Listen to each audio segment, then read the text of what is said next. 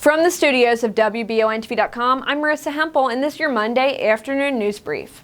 In accordance with the proclamation by President Trump and with respect for the victims of the tragedies in El Paso, Texas and in Dayton, Ohio, both American and state flags at public office buildings in Kentucky have been lowered to half-staff, beginning immediately until sunset on August 8th to honor the victims and their families. The governor's office asked all individuals, businesses, organizations, and government agencies to join in this tribute of lowering the flag to honor the victims and families of both of these tragedies. Recently, police report responding to a call about a break-in in the area of Sweetwater Road. The owner of the house stated that he did not know the suspect, 36-year-old Steve Napier, and that Napier opened his door and tried to walk into his home. The owner reportedly told Napier to leave several times, but instead of leaving, Napier balled his fists up and walked towards the owner. After telling Napier to leave, the owner stated he then yelled obscenities towards him. Police report finding Napier still in the home when they arrived. He was transported to the Madison County Detention Center on charges of menacing and second-degree burglary. And if you've been experiencing any road woes recently here in Madison County, help is on the way.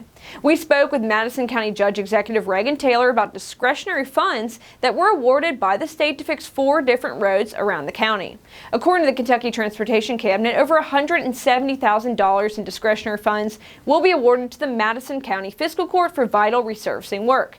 Taylor said that, quote, every little bit helps, and that we really appreciate Governor Matt Bevin's leadership in the Transportation Cabinet in allowing us to have this opportunity, end quote.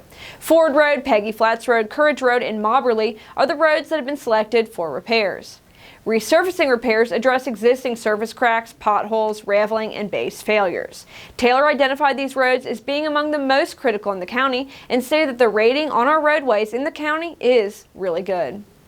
And finally, Richmond police observed a male subject allegedly passed out on the front porch of an East Main Street home early Sunday morning.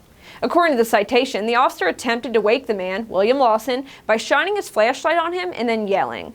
When neither action worked, the officer proceeded to shake Lawson's arm, which eventually woke him up.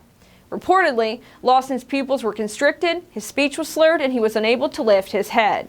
When asked if he lived at the residence, Lawson stated that he did not and that he was, quote, just resting. After the officer attempted to place Lawson under arrest for public intoxication, Lawson allegedly refused to cooperate and began running away from the officer. The citation later states that after removing his shirt while running, the suspect then fell down a small hill on North Fairview, and he then allegedly became aggressive with the officer. These actions resulted in the officer deploying his taser, which struck Lawson.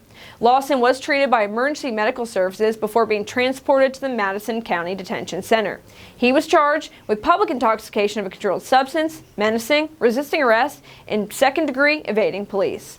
For more stories such as these, be sure to visit Richmond's very own WBONTV.com. I'm Marissa Hempel.